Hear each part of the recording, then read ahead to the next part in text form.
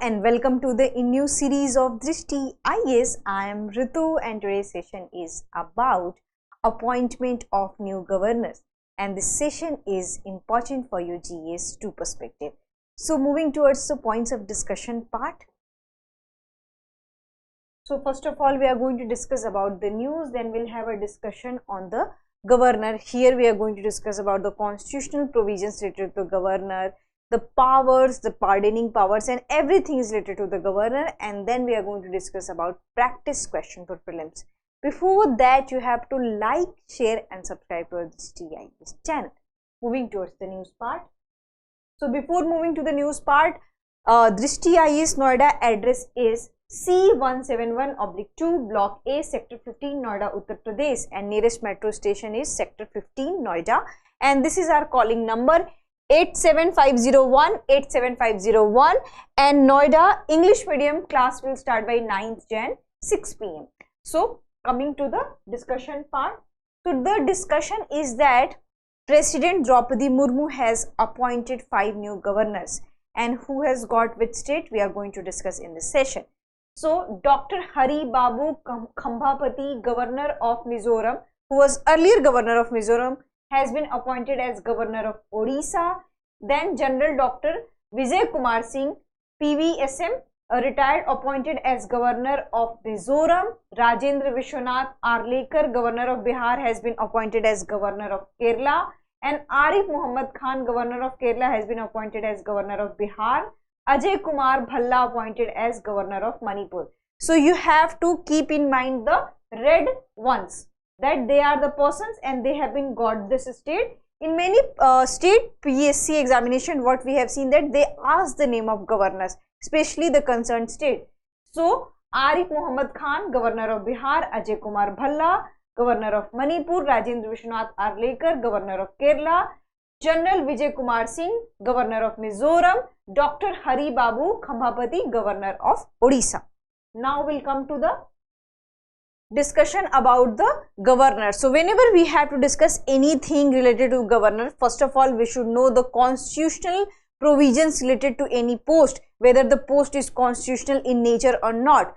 So first of all we are going to discuss about the constitutional provisions related to the governor. So Article 153 of the Indian Constitution states that there shall be a governor for each state, and a single person can be appointed as a governor of 2 states or more than 2 states, and who or which committee has recommended. So it has been recommended by Sarkaria Commission, and governor is appointed by the president and is a nominee of the central government. So that's why it is called as governor is an agent of the central government, though its position is constitutional in nature.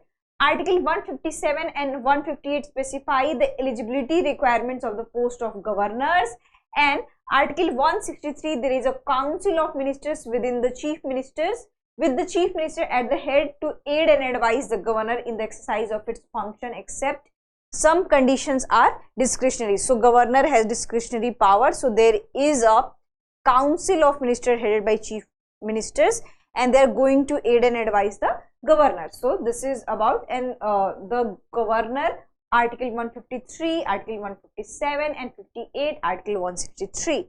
Now we'll come to the what is the governor's post. So the governor is a chief executive head of the state, and the office of governor is adopted from the Canadian model. This is very much important for your prelims examination, because there are questions in match the following sections, that which position has been taken from the which country. So this is very much important, and this is a convention. As per the convention, she should not belong to the state. So this is not a rule, you can say that, but this has been convention that a governor must be from a different state, because the governor will be away from the local politics, and it should be, what you can say, not biased towards any political party or any local politics. So that's why this is a convention, and she holds office at the pleasure of the president and may be removed by the president at any time, but there are some provisions that without any reason you cannot remove any governor. Now we'll come to the next one, which is about the governor. So here we are going to discuss about the eligibility criteria. must be a citizen of India. These things are very much important because in MCQ they can ask that what are the eligibility. So first eligibility is must be a citizen of India, at least 35 years of the age, must not be a member of either house of the parliament or state legislature, must not hold any office of the profit. Then appointment and tenure, part 6, appointed by the president, article 153. One person can be appointed as governor for 2 states or more than 2 states. 7th constitutional amendment in 1956 says about it, holds the office at the pleasure of the president, maximum 5 years. So this is about the eligibility and appointment. Now we'll discuss about the powers. So article 161, pardoning powers. The government has remissions powers and different judicial power also. Then article 164, power to appoint the CM and other ministers. Article 176, special address by the governor. Article 200, power to withhold assent reserve bill, legislative assembly. Article 213, power to promulgate ordinances.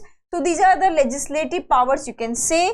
Then it has a dual capacity. The post has a dual capacity, and how it could be, because constitutional head of the state and representative of the union government, and ending tenure before 5 years. So in which circumstances his or her tenure can be end.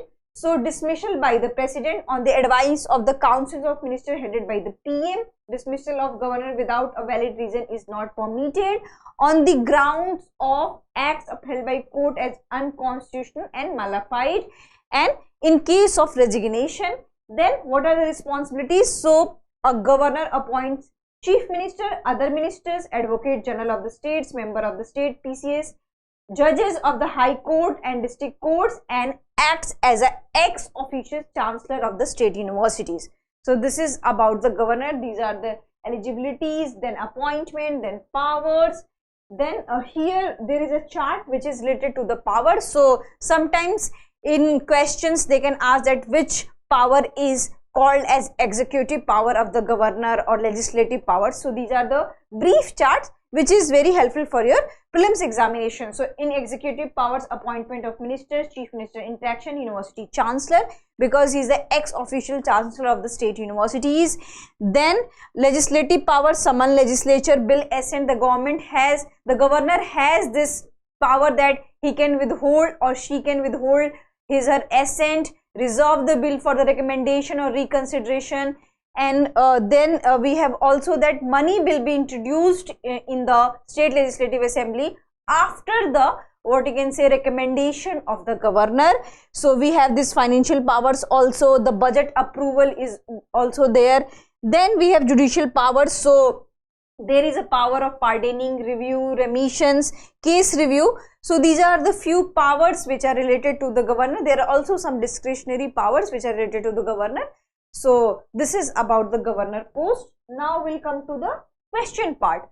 So consider the following statement. No criminal proceeding shall be instituted against the governor of a state in any court during his term of office. The emoluments and allowance of the governor of a state shall not be dismissed during his term of office. Which of the following statement given above are correct? So here they are asking the correct statement. 1 only, 2 only, both 1 and 2, neither 1 nor 2. So you have to answer this into the comment section.